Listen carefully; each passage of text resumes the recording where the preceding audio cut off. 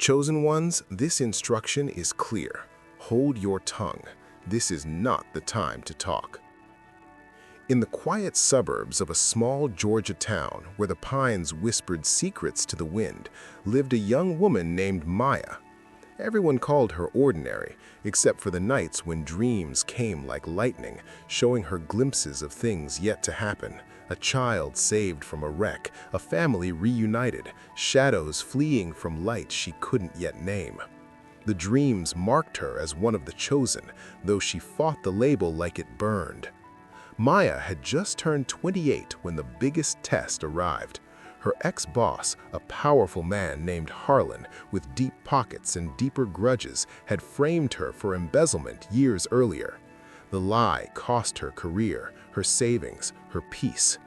Now the truth was surfacing, emails, witnesses, proof, but Harlan was circling, spreading fresh poison through old friends and social media, daring her to fight back publicly. The anger rose in Maya like floodwater. She typed furious replies at 2 a.m., deleted them, typed again.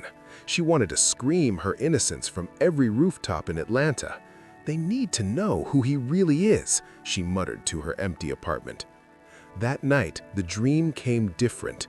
No visions of future events, just a voice, calm, ancient, unmistakable, cutting through the storm inside her head.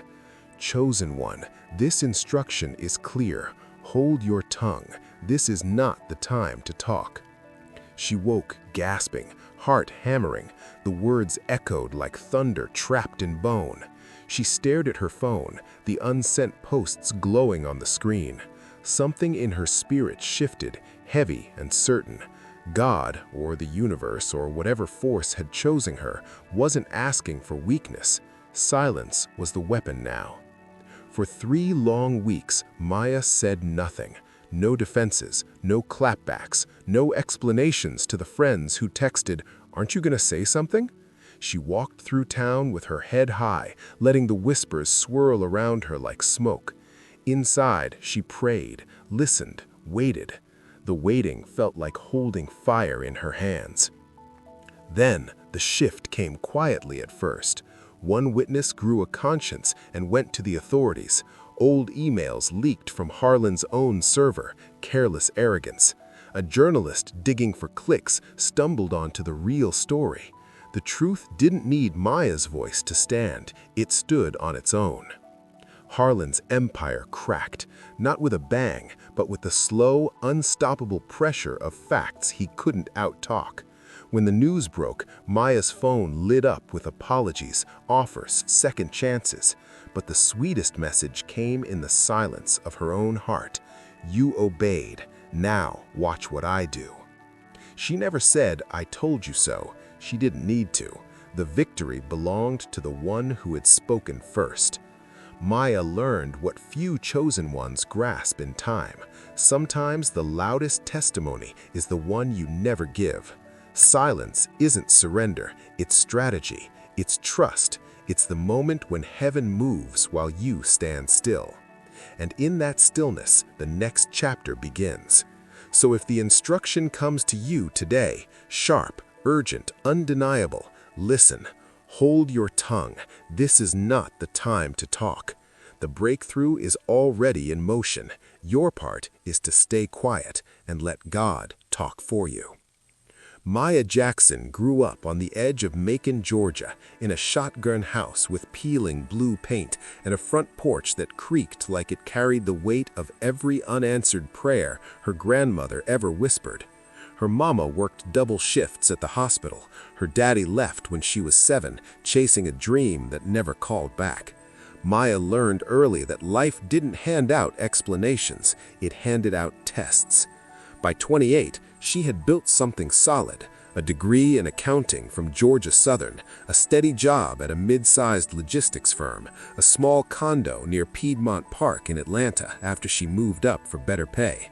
She was the quiet one in meetings, the one who caught errors no one else saw, the one people trusted with secrets because she never gossiped. But quiet didn't mean invisible. God had marked her in ways she couldn't ignore.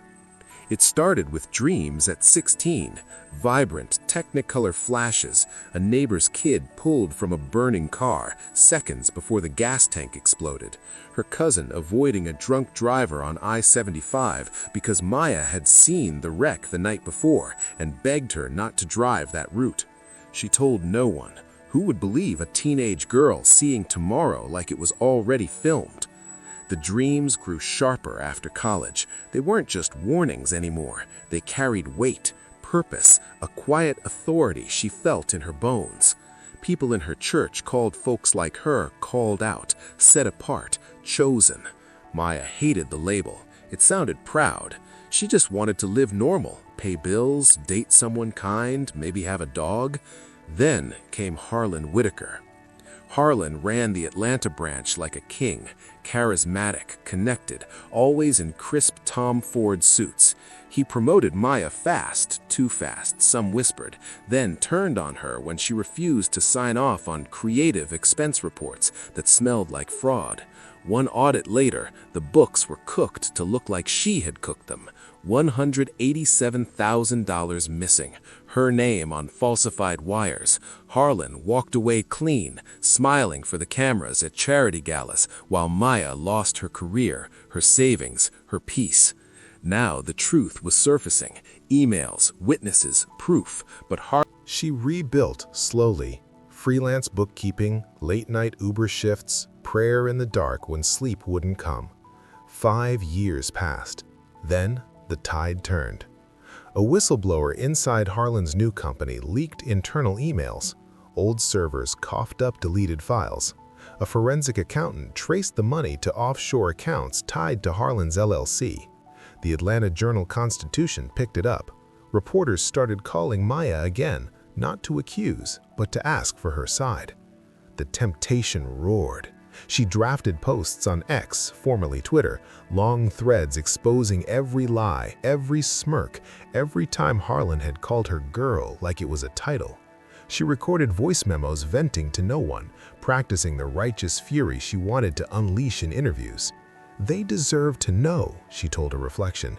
"He doesn't get to rewrite history." That night, the dream arrived different. No crash, no fire, no future scene. Just darkness, then a single beam of light, like a spotlight on an empty stage. A voice spoke, not loud, not angry, calm as still water, ancient as stone. "Chosen one, this instruction is clear. Hold your tongue. This is not the time to talk." Maya bolted upright, sheets tangled, sweat cold on her skin.